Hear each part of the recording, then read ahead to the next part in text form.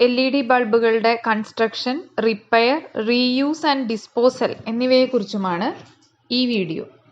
LED ബൾബുകളുടെ peculiarities അല്ലെങ്കിൽ advantages എന്താണെന്ന് കഴിഞ്ഞ വീഡിയോയിൽ നമ്മൾ ഡിസ്കസ് ചെയ്തിരുന്നു.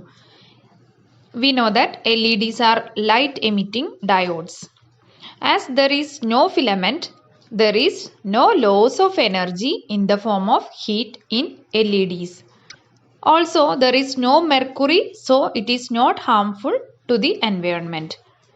Low power consumption and it gives out more light are the other peculiarities of a LED bulb. Now, let us have a look at the parts of LED bulb. LED ബൾബുകൾ നിർമ്മിക്കാൻ ആവശ്യമായ കിറ്റുകൾ നമുക്ക് മാർക്കറ്റിൽ നിന്ന് വാങ്ങിക്കാൻ സാധിക്കുന്നതാണ്. ഇങ്ങനെ ലഭിക്കുന്ന കിറ്റുകൾ എങ്ങനെ അസംബിൾ ചെയ്ത് ബൾബാക്കി മാറ്റാം എന്നതിനെക്കുറിച്ചാണ് കൺസ്ട്രക്ഷൻ എന്ന ഭാഗത്ത് പറയുന്നത്. അതിനു മുൻപ് LED ബൾബിൻ്റെ പ്രധാനപ്പെട്ട പാർട്സ് എന്തൊക്കെയാണെന്ന് നോക്കാം. First part is base unit. Base unit എന്ന് പറയുന്നതാണ് ഈ കാണുന്നത്. The holder. ബൾബിനെ ഹോൾഡറുമായി ബന്ധിപ്പിക്കുന്ന ഭാഗത്തിനെയാണ് ബേസ് യൂണിറ്റ് എന്ന് വിളിക്കുന്നത്. രണ്ടാമത്തെ പാർട്ടാണ് heat sink. The part close to the base unit of the bulb. Base യൂണിറ്റിനോട് ചേർന്ന് വരുന്ന ഭാഗമാണ് ഹീറ്റ് സിങ്ക്. ഹീറ്റ് സിങ്കിൻ്റെ ഉൾഭാഗത്ത് ഒരു മെറ്റാലിക് കോട്ടിംഗ് കാണാം. ഇത് ഹീറ്റ് അബ്സോർബ് ചെയ്യുന്നതിന് വേണ്ടിയാണ്. ബേസിൽ പ്രൊഡ്യൂസ് ചെയ്യുന്ന ഹീറ്റ് എനർജിയെ ഈ ആവരണം അബ്സോർബ് ചെയ്യുന്നു. Third part is base plate. Metal plate that fixes to the holder. ഹോൾഡറിലേക്ക് ഫിക്സ് ചെയ്ത് നിർത്താൻ വേണ്ടിയുള്ള ഭാഗമാണ് metal plate.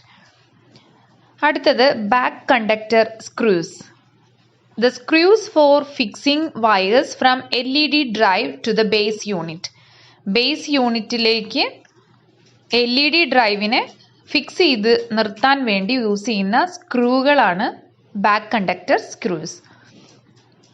Power supply board or LED driver. ഇതാണ് പ്രധാനപ്പെട്ട അല്ലെങ്കിൽ മെയിൻ ആയിട്ടുള്ള പാർട്ട് എന്ന് പറയുന്നത്.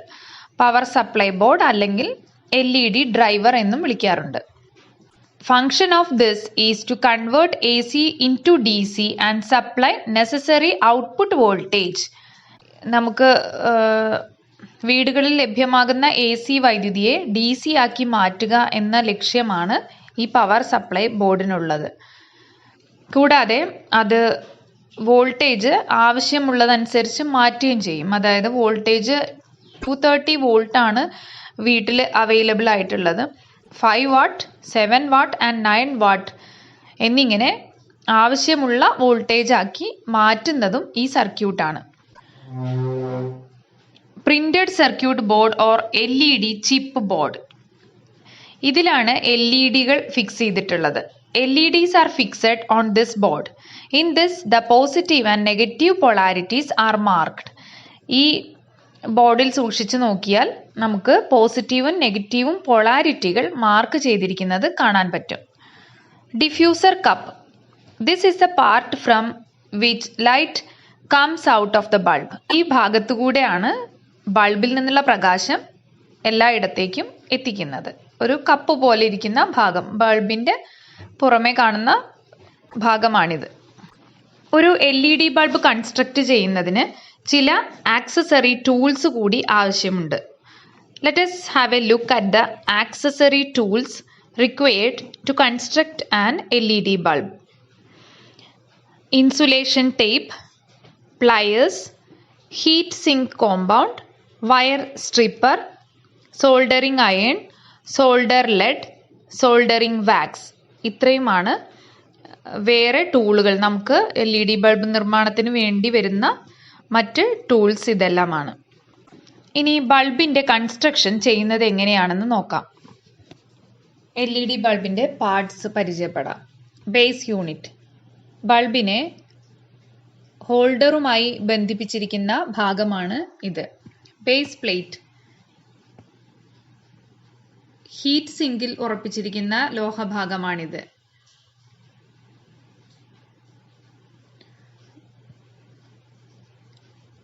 ഇതാണ് ബാക്ക് കണ്ടക്ടർ സ്ക്രൂസ്. ഹോൾഡർ ടെർമിനലുമായിട്ട് ബന്ധിപ്പിക്കാനാണ് ഇത് ഉപയോഗിക്കുന്നത്. Power supply board, LED driver എന്നും അറിയപ്പെടുന്നു.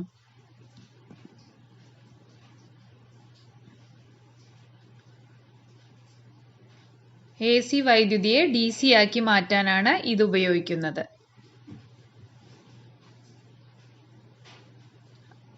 അഞ്ച് വാട്ട്, 7 വാട്ട്, 9 വാട്ടിന്റെ ബൾബുകൾ നമുക്ക് ഈ ഡ്രൈവർ ഉപയോഗിച്ച് നിർമ്മിക്കാം. പ്രിന്റഡ് സർക്യൂട്ട് ബോർഡ്,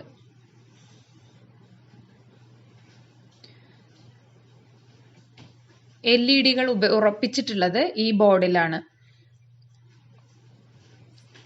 ഇതിൽ പോസിറ്റീവ് നെഗറ്റീവ് ടെർമിനൽസ് കാണാം. ഹീറ്റ് സിങ്കിന്റെ ചിത്രമാണിത്.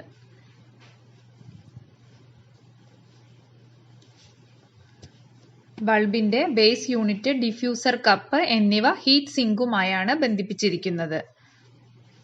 ഹീറ്റ് സിങ്കിൽ ഒരു മെറ്റൽ കോമ്പൗണ്ട് അല്ലെങ്കിൽ മെറ്റാലിക് ആവരണം ഉണ്ടായിരിക്കും, ഹീറ്റ് അബ്സോർബ് ചെയ്യുന്നതിന് വേണ്ടി.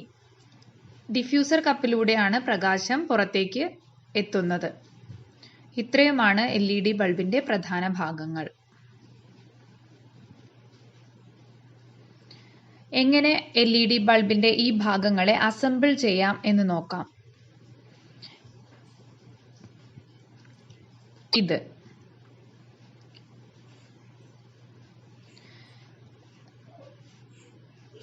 ഇതിൽ വെളുത്ത നിറമുള്ള 2 വയറുകൾ ഒരു ഭാഗത്തും വെള്ളയും ചുവപ്പും നിറമുള്ള വയറുകൾ മറുഭാഗത്തും കാണാം.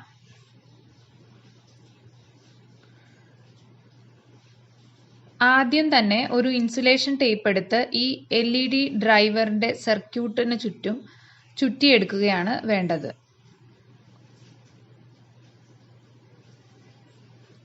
അടുത്ത സ്റ്റെപ്പ് വയർ സ്ട്രിപ്പർ ഉപയോഗിച്ച് അതിന്റെ ഇൻസുലേഷൻ മാറ്റലാണ്.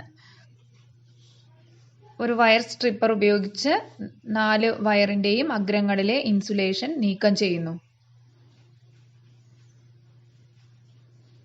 അടുത്ത സ്റ്റെപ്പ്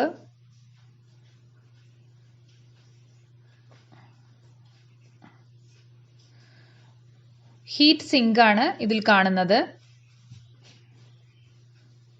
ഹീറ്റ് സിങ്ക് അധികമുള്ള ഹീറ്റിനെ വലിച്ചെടുക്കുകയാണ് ചെയ്യുന്നത്.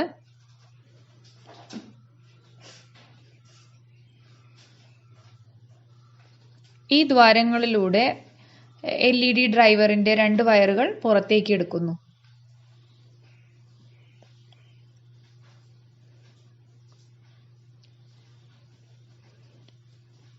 ഈ 2 വയറിന്റെയും അഗ്രം ഒരു കൊളുത്തുപോലെ ആക്കി മാറ്റണം.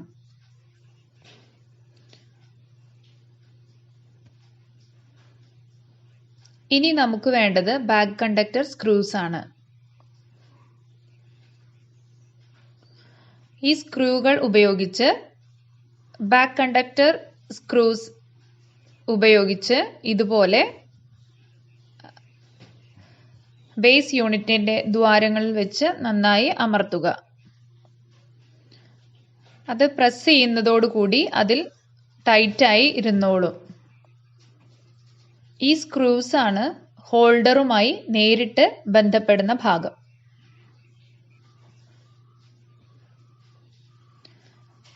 ബേസ് യൂണിറ്റ് ഹീറ്റ് സിങ്കിൽ ഉറപ്പിച്ചതിന് ശേഷം പഞ്ചിങ് യൂണിറ്റ് അല്ലെങ്കിൽ പ്ലയേഴ്സ് ഉപയോഗിച്ച് അത് ടൈറ്റായി വയ്ക്കുക. സ്റ്റെപ്പ് 4ലേക്ക് നോക്കാം. PCB ആണ് ഈ കാണുന്നത്. ഇതിൽ കാണുന്ന LEDകൾ നോക്കൂ.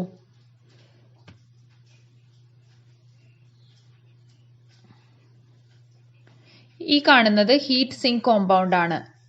അല്പം ഹീറ്റ് സിങ്ക് കോമ്പൗണ്ട് എടുത്ത്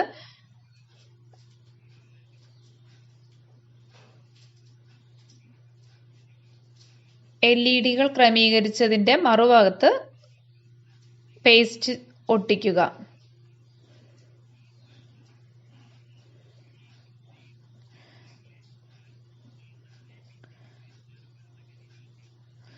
ബേസ് പ്ലേറ്റിന് മുകളിൽ LED ഉറപ്പിക്കുക. പ്രിന്റഡ് സർക്യൂട്ട് ബോർഡ് ബേസ് പ്ലേറ്റിൽ നന്നായി ഉറപ്പിച്ചു കഴിഞ്ഞു. ഇനി ചെയ്യേണ്ടത്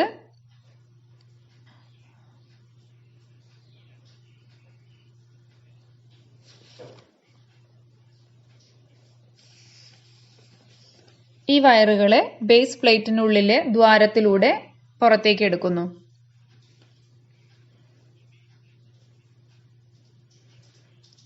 ബേസ് പ്ലേറ്റിനെ ഹീറ്റ് സിങ്കിൽ നന്നായി ഉറപ്പിച്ചു വെക്കുന്നു. ഈ സമയത്ത് നമുക്ക് ഗ്ലൂ ഉപയോഗിക്കാം.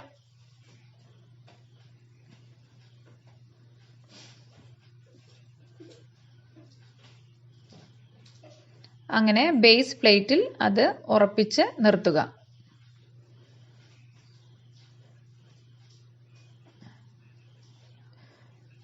ഇനി ഔട്ട്പുട്ട് വയറുകളെ പ്രിന്റഡ് സർക്യൂട്ട് ബോർഡിലേക്ക് ഘടിപ്പിക്കുകയാണ് അടുത്ത ഘട്ടം.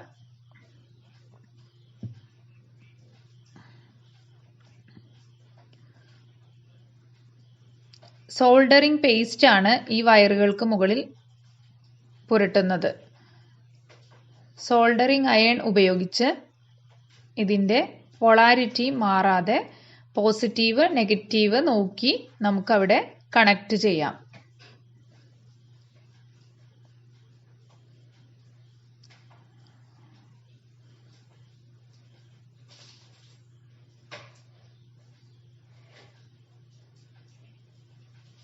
ഇതാണ് ഡിഫ്യൂസർ കപ്പ്.